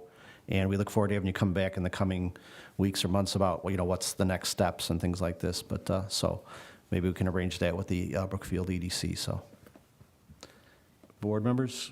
Yeah, I was just going to say, I'd love to talk with you more about connecting with local businesses and some owners and getting more in touch with the chamber. Thank you very As much. well. That'll be very helpful. Yeah. Yeah, and I can say that as we were putting the presentation together, I thought a lot about, am I listing challenges? Am I listing things that we didn't get to that we meant to get to in year one? And the reality is it is overwhelming how much got accomplished in year one of the plan. And I'm really, really impressed. Like, I don't do the land work that Wyatt does on our team. I didn't even know half of what he did until he reported it at a commission meeting. And so I think our biggest constraint is people power to get it done. And we are looking both at sort of the structure of the commission and that level of support too, number of commissioners and whether we need to ask for additional commissioners. But we also are looking at how we manage partnerships with community groups and bringing volunteers together. So there is a Go Green Brookfield group that is primarily powered, still is, by Trustee Kaluzny and one of our commissioners now. And so being able to come up with some really concrete ways that if people ask how they can get involved, send them to us, because we now have a list and we can, based on what their interest level, their skill sets are, we can connect them to the work that we're doing and then be able to accomplish even more. If I may then, so Trustee Kaluzny does have a list of this year's volunteer opportunities. We just presented at the library last week, so we're able to at least get like a strong 13, 14 amount of volunteers to help us out, including high school students from LT all the way up to retired lawyers helping out with some of the ordinance work. But 13 is not enough. And so if you guys can spread the word, I'll send Katie an updated list of volunteer opportunities to any of your friends, students, especially the youth. We'd love to get them involved. Anyone back there, anyone will take anyone. So not just with businesses, but also with volunteers. We need a lot of manpower. People power. People power. Sorry. I just wanted to thank you for all these efforts. I'm continually impressed by how persistent you all are. No, in good ways, and sometimes we need it, right? So, and I hope we can all spread the word about the need for more people, because we struggle with that as well in our foundation. So maybe we can put our heads together and collaborate. Thank you. Thank you, Trustee. Thank you. Thank you very much. I know you spent a lot of time on this presentation preparing it. It was very helpful, and I did spend time reading through the other accomplishments and things, and we didn't have to go through all of them tonight, but it's very impressive to see what was done up to this point. So, Can I add one more thing? Absolutely. I also was able to steal your presentation, so thank you for putting it together and got to present some of these accomplishments to the C4 meeting last week. We were asked to present as a community partner, and we were featured in the April C4 meeting last week, and everyone was really excited and impressed with all the things that we're doing. They really were excited about your spreadsheet, Kevin. Just, I think that's being part of that group is really great too, because we can share and learn from each other and people don't have to keep reinventing the wheel. And so it's nice to talk about the things that we're doing because otherwise people don't know and they don't know who to ask if they're trying to pursue something similar. Riverside started talking about a dark sky initiative. I was like, well, that's cool. That's not something we've talked about. I think being part of that network, what you talked about at the beginning of the presentation, is really helpful to not just do what we're doing in Brookfield, but also the surrounding communities. So, and they're being very humble. All of the commissioners work on this stuff all the time. So, they're not just coming to the commission meeting and, doing stuff in real time as a working meeting, but doing a lot of things in between the meetings. And it's been really, really cool to see. My email is always full of things to respond to. So wanted to thank you guys and everyone else for all of your work. And thank you, Stevie, for coordinating with all of the departments to get all the updates too. I know that was a big endeavor. So thanks for everyone that contributed. I can just say, I can tell you that is very obvious, that there's a tremendous amount of work outside of those meetings and with staff. And I will just say, like, everything you just said and what you guys are talking about and this whole plan, all the way down to the details, is a great sense of pride for this happening in Brookfield and all of the support for it and work. And it really is. It's a great recognition for Brookfield and gives me hope for the future. Yes. I appreciate it. Thank you. Thank you, and happy anniversary. Oh, and Ed, you can have that volunteer opportunity if you're looking for something to do. Kevin has a list. There you go. If you can see Mary more. Right, you could join Mary. Thank you so much. Appreciate it. Thank you. Okay, moving along, the next item was just mentioned earlier, we have a discussion of the July 4th parade route going forward. As we mentioned earlier, we knew this was coming, the construction on Grand Boulevard was going to necessitate, as it did, the moving of the concerts to the rerouting of the parade, and staff looked at this and has made a recommendation, and I did want to talk about this a bit tonight. So we have Luke Gunderson, our Parks and Recreation Director, who's done a lot of work on this with their recommendation, and then I have some questions we could open up to board discussion. So Luke, thank you. Thank you, President Garvey and Board of Trustees. I'm here to discuss staff's recommendation for the 2025 4th of July parade route. As President Garvey said, the parade has traditionally followed the Grand Boulevard to Brookfield Avenue route. However, due to the 2025 Streetscape improvement project that's occurring downtown and the work that's being included in Brookfield Avenue, the route is no longer feasible for this year's event. In response, staff held an internal meeting with representatives from village departments, including police, fire, public works, and administration, to evaluate several alternative routes. After careful consideration, we are recommending the route, which is detailed in your board packets. The proposed route offers several key benefits. It utilizes Washington Avenue, which provides ample width with the bike lanes included. Sidewalks along the route are unobstructed and suitable for spectators. It ensures a safe and accessible environment an accessible environment for both participants and viewers. And it maintains the traditional parade start and end points. With the board's consensus this evening, staff will move forward with coordinating logistics and begin outreach and marketing efforts to ensure a smooth transition to the staff's recommended route for 2025. I'm happy to answer any questions. Thank you, Luke. When I first saw it, I realized this was coming. In terms of the reroute and stuff like this, but I was curious as to why we could. The 3700 block Grand is going to be closed, but it was there. I thought at one, and I've been around too long, didn't we come down Prairie at one point in the past, Trustee Ketchmark, or wasn't there during think we previous did, construction, yeah. come down Prairie? You know, could you come Grand Boulevard to Grant to Prairie to Brookfield Avenue? And the only reason I little hesitant about this route is that last stretch along Arden, there's, the one side is the Oak Savannah, there's not a lot of residents on that, there's just residents on the east side of the block, and I don't know that people would congregate, and so the last stretch of the parade might be somewhat bare in terms of visitor, and then parking, typically, people have there's parking on the east side of Arden that we allow for the party in the park, where people get there very early and set up in the park. And obviously, that area would have to be no parking whatsoever, and people trying to set up and drop off in the park would not be able to do that.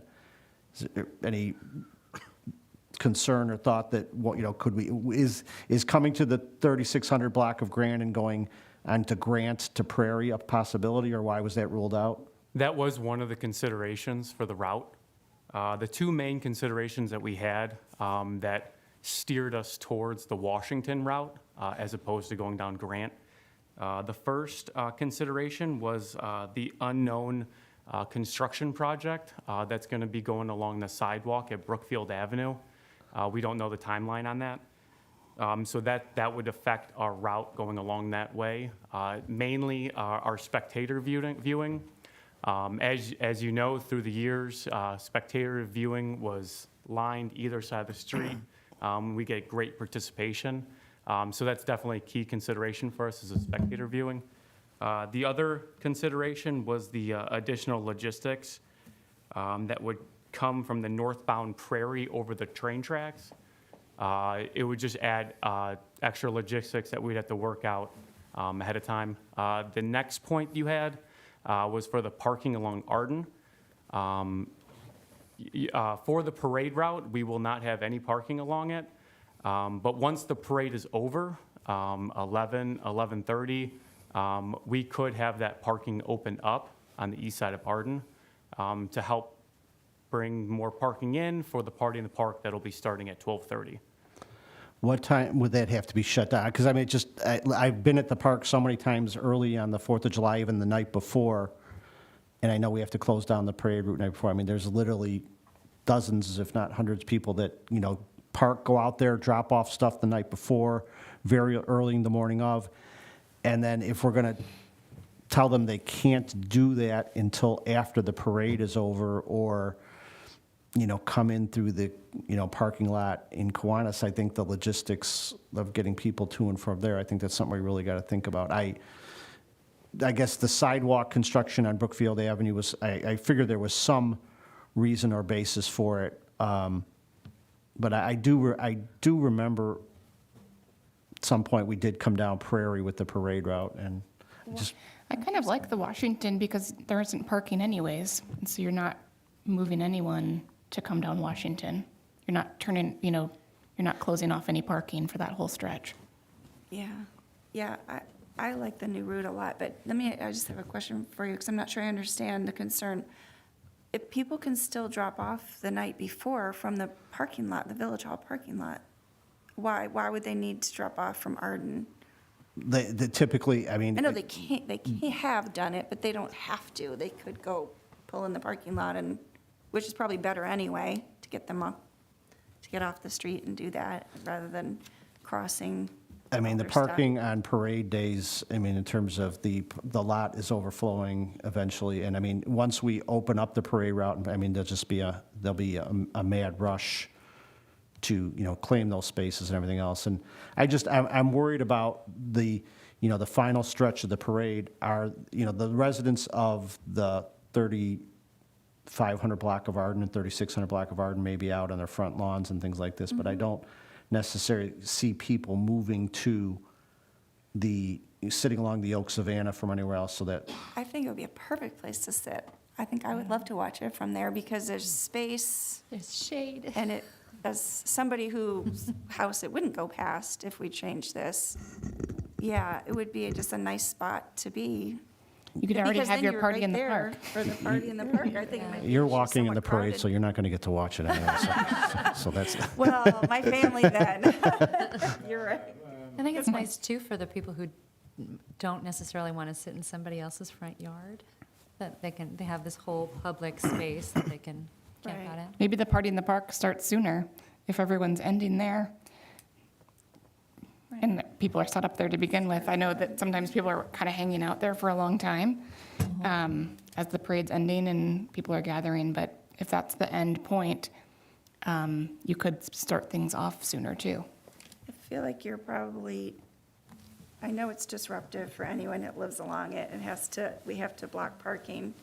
But because there's only houses on one side of Arden, you're minimizing the number of people. Then if you go all the way along Grant and then down Prairie, that's a lot of parking in those streets, both sides of those streets that you wouldn't have to block for those people. I think there's fewer homes along Ogden than there would be along Grant and Prairie.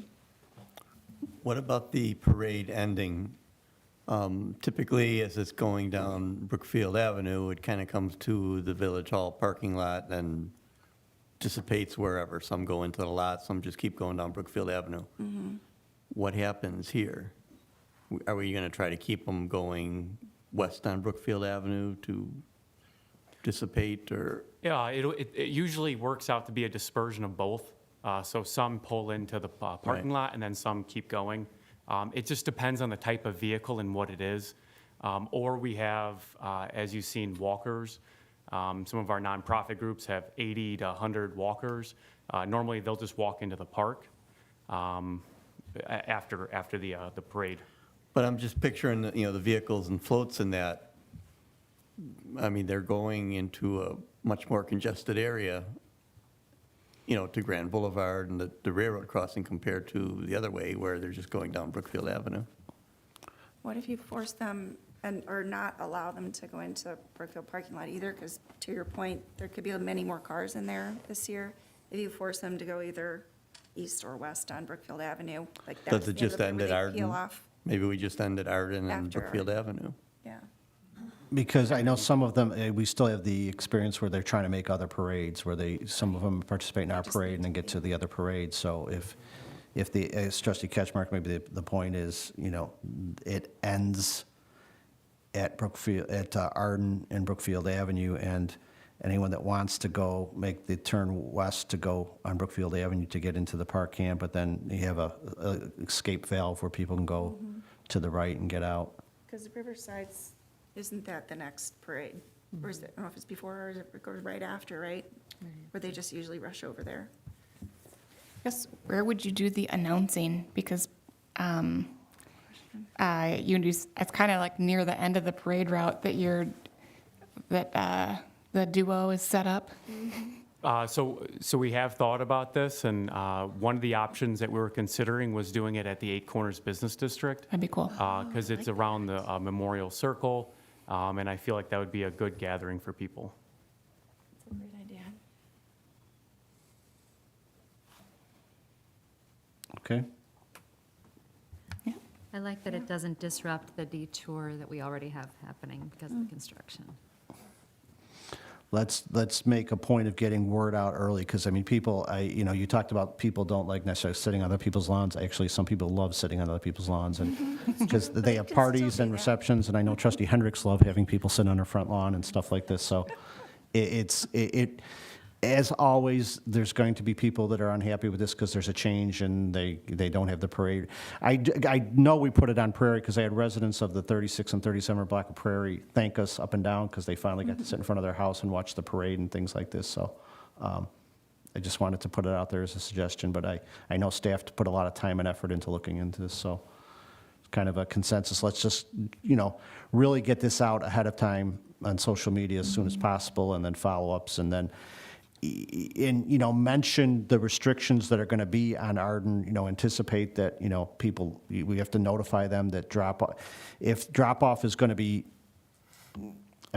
is there a reason why people couldn't still drop off the night before? We don't need to completely shut the street down. We could say what hours, people can't leave cars out there at that time and stuff like this, because. Last year, I came in at 6 a.m. and there was tents up.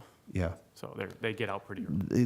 They do come out the night before, and then they come out very early, because I've been there both times, and they're there. So like, I don't know what day of the week we are, but they will be out there the evening of the 3rd, dropping things off, setting things up, or reserving their spaces. You know, if we can leave the street open for drop-off at that point, but make it clear there's no overnight parking leaving your cars, there's no parking from this time to this time, and then, you know, make it clear that, you know, after the parade is cleared and it's safe, we will reopen that. And we still restrict it to the east side of the street. There's parking. There's no parking on the west side, you know, right up against Arden. So there's going to be traffic flow, and the bike lane is there. So just like everything else, if we just communicate this and get it out as much as possible, and specifically mention, you know, anticipate the drop-off concerns and things like this. So there's people that, you know, during COVID, when we didn't have the parade, that was like the first time ever that there wasn't people out there the night before setting things up and doing things. It's just, it's part of a tradition, so. Okay, great job, Luke. Thanked all the staff. I know all the departments were involved in it, so thank you for bringing it forward. Can you please still take note to make sure that the fountain is, quartered off so that people don't sit up there? Yes, good point. Okay, thank you, Luke. Thanks. Okay, the last item is discussion of site preparation and demolition at 3717 and 3723 Grand Boulevard. We did talk about this at the committee of the whole last meeting, and the board members raised some concerns and questions, and staff did follow up, and we have a detailed follow-up memo, but I'll ask Libby to kind of present on what's happened since the last meeting. Thank you. Based on the direction that we received, we went back out there to take a look at the trees. And what we discovered is in the one tree we were looking at, it does have a fence that's growing right through it. And the top of the tree, there's at least 3 branches. You can't tell in that picture very well that look like they're already dead branches. I did consult with Victor, our foreman of forestry, and he did say in addition to the fence growing through there, he identified the tree as a silver maple, which is also known as a weed tree, and did note the upcoming construction would likely lead to root damage and soil compaction, so his recommendation was to remove the tree.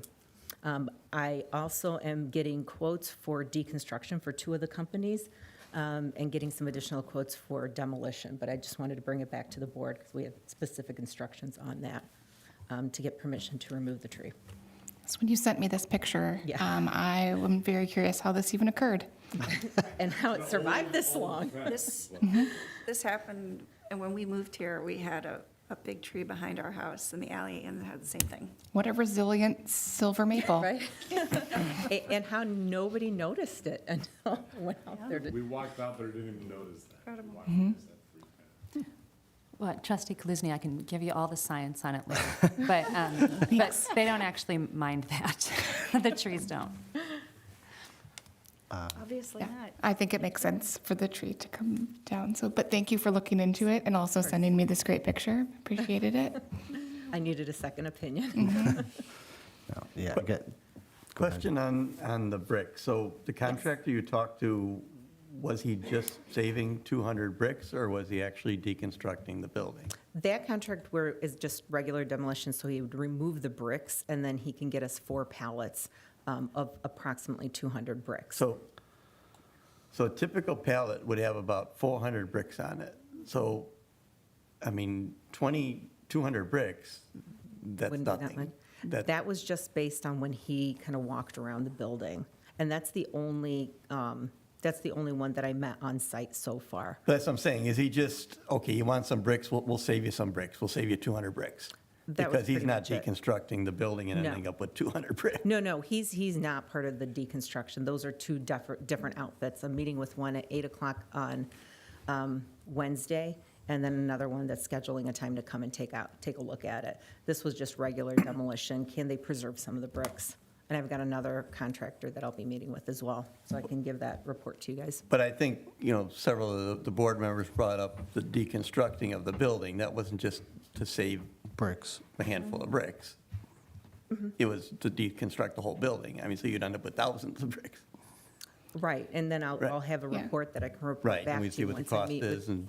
Right. Yeah. So I'm looking at two different things. One is just regular demolition costs, and one is for the deconstruction, and then I'll be able to bring you a full report on all of those. That was just that was not, no, that's not part of deconstruction. Right, so that was That's just regular souvenir. contractor. Yeah, demolition. Right, there's no extra charge to it, right.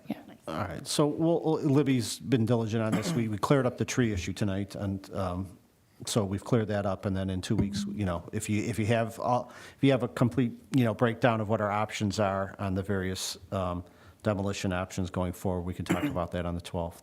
Okay.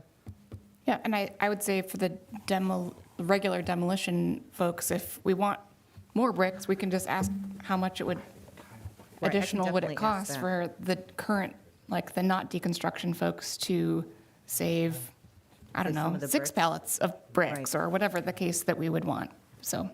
I can certainly ask that. And is there a particular amount that the board is thinking of? I don't know We're gonna what be selling I it? don't know what's salvageable, so I think it would be up to what's, Condition of, right? Okay. The sign, though, the Brookfield Theater, I don't know if that's concrete or whatever that is, that's in the middle of the thing. Is that something that the Historical Society would want, or do you have a place for that? I thought part of our RFP was that was going to be included in the construction in some manner whatsoever. That we were going to try and retain that no matter Right. what the demolition process is. Okay. Right. All right, thank you, Libby. We'll, Thank if you. you got it in 2 weeks, or on the 12th, that would be great. Okay. I will work on that. Thank you. Okay, that ends a very productive regular business items on the Committee of the Whole. I will once again open it up to public comment before we go into executive session. Is there any public comment on my right side? Hearing none, is there any public comment on my left side? Okay, at 8:51 PM, I would entertain a motion to go into executive session pursuant to Section 2C1 of the Open Meetings Act to discuss the appointment, employment, compensation, discipline, performance, or dismissal of specific village employees. So moved. Second? The motion was made by trustee Gotay, second by trustee Hendricks. Roll call, please. Trustee Ketchmark? Aye. Trustee Cote? Aye. Trustee Hendricks? Aye. Trustee Niramatsu? Aye. Trustee Gahuli? Aye. Trustee Kaluzny? Aye. Motion passes. Okay, we're adjourned into executive session at 8:52. We're going to conduct it in this room. I'd ask anyone not participating in the executive session to please, trustee-elect Whitehead, if you could please stick around. I always have executive sessions for the past. I know this is talking about another property, so